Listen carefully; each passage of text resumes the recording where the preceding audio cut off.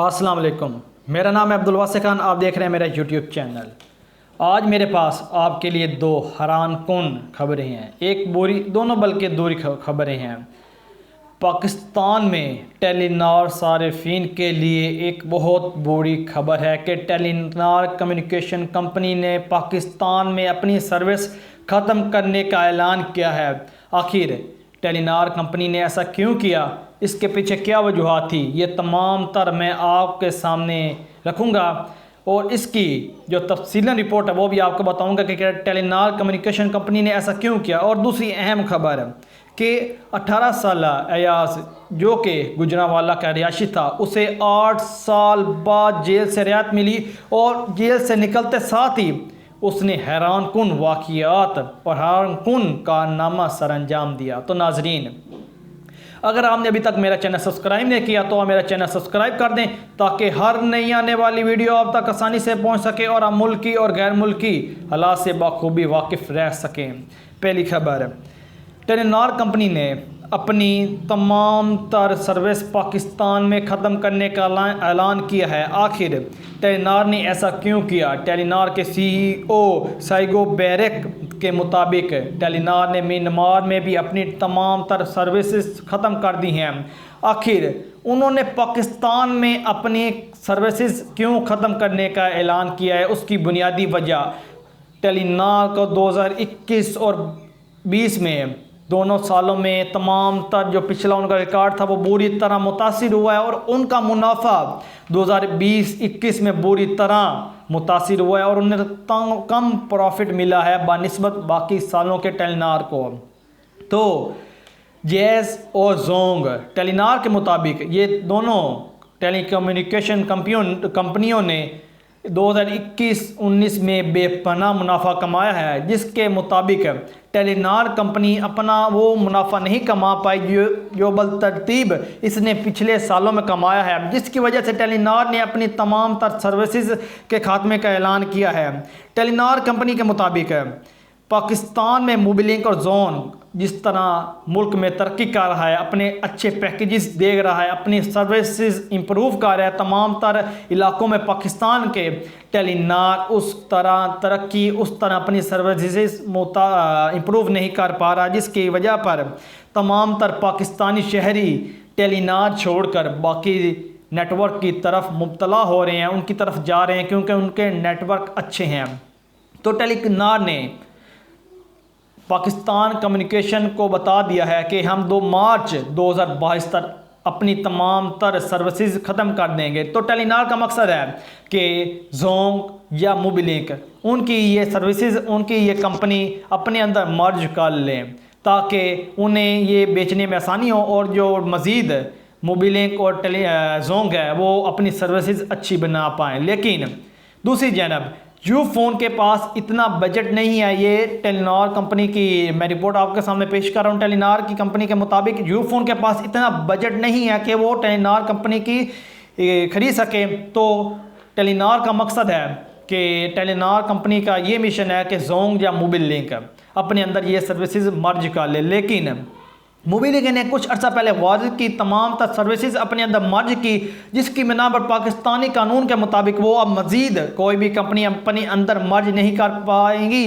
तो मोबिलिंक की तरफ से टेलीनॉर को ये जवाब दिया गया। लेकिन टेलीनॉर कंपनी अब भी पुर उम्मीद है कि शायद जोंग उनकी सर्विसेज खरीद ले और अपने अंदर मर्ज कर ले, लेकिन अभी तक जोंग ने इसका कोई अच्छा जवाब नहीं दिया और यही एक्सपेक्ट किया जा रहा है कि थाईलैंड की एक SCO कंपनी है जो टेलीनॉर की सर्विसेज खरीदेंगी और पाकिस्तान में अपनी सर्विसेज SCO थाईलैंड की कंपनी जारी रखेंगे। और थाईलैंड की कंपनी SCO का ये बयान सामने आया कि वो पहले कश्मीर और बल्तिस्तान में अपनी सर्विस को इंप्रूव करेंगे, अपने नेटवर्क को यहाँ से फैलाएंगे।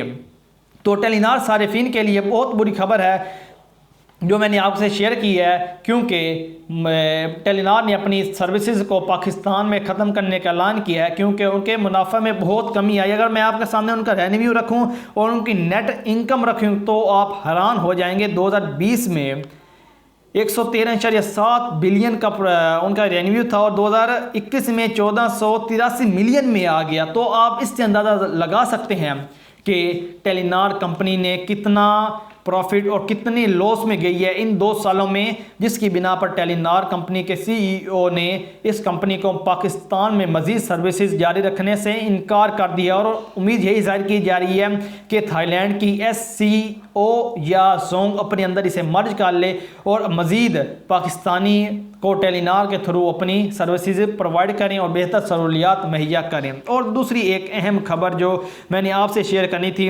गुजरांवाला शहरी की हैरानकुन दास्तान, जो पाकिस्तानी अदलिया के लिए एक हैरानकुन भी है।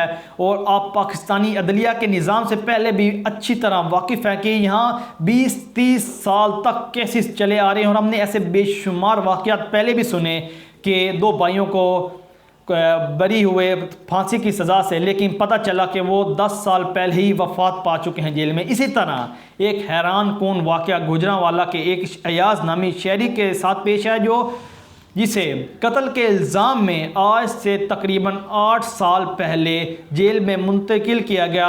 8 साल पहले उस पर FIR दर्ज हुई और सेशन अदालत ने उसे फांसी की सज़ा दे दी, लेकिन चूँकि अयाज बेकसूर था तो उनके घर वालों ने इनकी अपील हाई कोर्ट में दायर की और ये केस 8 साल तक हाई कोर्ट में चलता रहा। और 8 साल बाद हाई कोर्ट ने अयाज को ये कहकर बरी कर दिया कि अयाज बेकसूर है, राय मोहम्मद अयाज बेकसूर है। लेकिन उसके जो मैंने आपको असल बात से आगाह करना था, अयाज ने इन 8 सालों में हैरानकुन वाक़यात और हैरानकुन पेशकदमी की।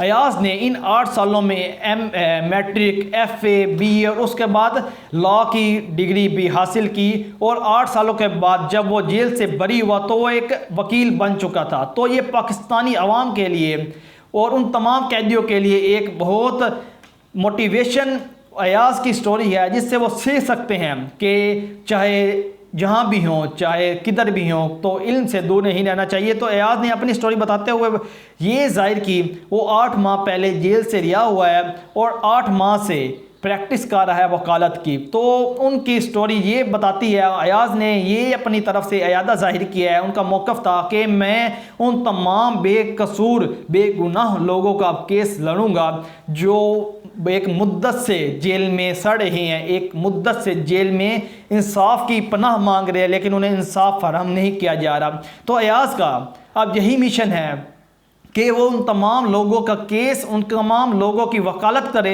जो एक लंबे अरसे से बेगुनाह जेल में पड़े हुए हैं। तो अयाज की स्टोरी तमाम पाकिस्तानी और अदलिया के लिए एक बहुत बड़ा सबक है, जिससे हमें सीखना चाहिए। और पाकिस्तानी अदलिया की भी इससे हमें जो उनकी स्टोरी है, जो उनकी एक कारकर्दगी है, वो हमारे सामने है कि अदलिया का क्या निज़ाम है। पाकिस्तान में 8 साल कीमती अयाज के जवानी के 8 साल उन्होंने जेल में गुजार दिए, लेकिन जब वो निकले तो उनकी ज़िंदगी, उन्होंने अपनी ज़िंदगी के 8 साल ज़ाया नहीं किए, बल्कि एक वकील बनकर वहाँ से रिहा हुए। तो नाज़रीन, ये 2 अहम अपडेट्स थी जो मैंने आपसे शेयर करनी थी।